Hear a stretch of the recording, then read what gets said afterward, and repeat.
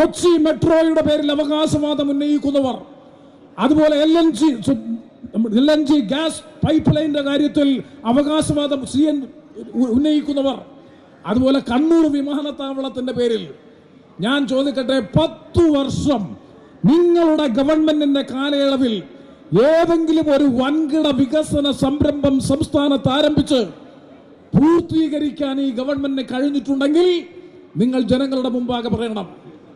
ഇപ്പൊ വികസനോന്മുഖ കേരളത്തെ വികസന മുരടിപ്പിന്റെ സംസ്ഥാനമാക്കി മാറ്റി തീർത്തു 10 വർഷക്കാലത്തെ പിണറായി വിജയൻ ഗവൺമെന്റ്.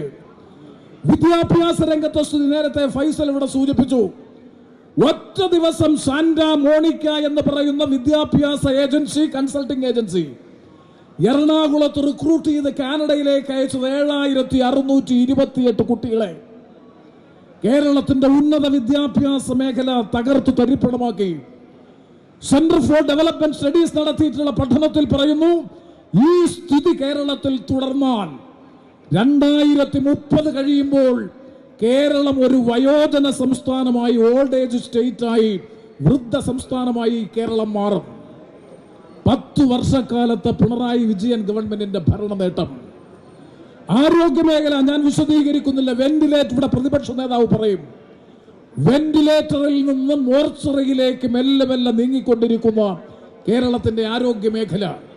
വ്യാവസായിക രംഗത്ത്, സാമൂഹിക രംഗത്ത്, സമസ്ത മേഖലയിലും തകർച്ചയുടെ കണക്കുകൾ മാത്രം പറയാൻ കഴിയുന്ന 10 വർഷക്കാലത്തെ ഈ ജനവിരുദ്ധ ഭരണത്തിന് അറുതി വരുത്തി ഐക്യ ജനാധിപത്യ മുന്നണിയുടെ നേതൃത്വത്തിൽ കേരളത്തെ വീണ്ടെടുക്കാൻ വേണ്ടിയിട്ടുള്ള വലിയ പോരാട്ടത്തിനാണ് UDF നേതൃത്വം കൊടുക്കുന്നത്.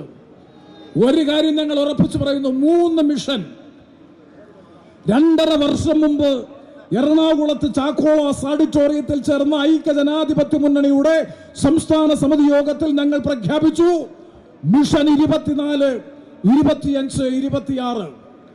2024 രാഷ്ട്രീയ ദൗത്യമനുസരിച്ച് 20 ലോക്സഭാ സീറ്റുകളിൽ 18ാം ലോക്സഭാ തെരഞ്ഞെടുപ്പിൽ 20 ലോക്സഭാ സീറ്റുകളിൽ 18 സീറ്റിലും വർദ്ധിത ഭൂരിപക്ഷത്തോടുകൂടി ഐക്യ ജനാധിപത്യ മുന്നണി ജയിച്ചു. 2024 രാഷ്ട്രീയ ദൗത്യം വിജയകരമായി പൂർത്തീകരിച്ചു.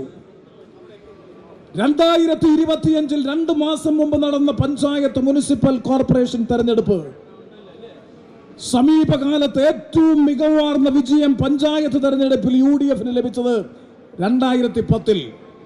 ഞങ്ങൾ പ്രഖ്യാപിച്ചു, 2010 പഞ്ചായത്ത് തെരഞ്ഞെടുപ്പിൽ ലഭിച്ചതിനേക്കാൾ തിളക്കമാർന്ന വിജയം 2015, 2025 കരഗതമാക്കും. അഭിമാനകരമായ, വിസ്മയകരമായ മുന്നേറ്റത്തിലൂടെ പഞ്ചായത്ത് മുനിസിപ്പൽ കോർപ്പറേഷൻ തെരഞ്ഞെടുപ്പിൽ ഐക്യ ജനാധിപത്യ മുന്നണി തിളങ്ങുന്ന വിജയം കൈവരിച്ചു. ഈ കഴിഞ്ഞ പഞ്ചായത്ത് തെരഞ്ഞെടുപ്പിൽ ഇനി നമ്മുടെ മുമ്പിലുള്ള ഏറ്റവും പ്രധാനപ്പെട്ട രാഷ്ട്രീയ ദൗത്യം 2026 നിയമസഭാ തെരഞ്ഞെടുപ്പ്.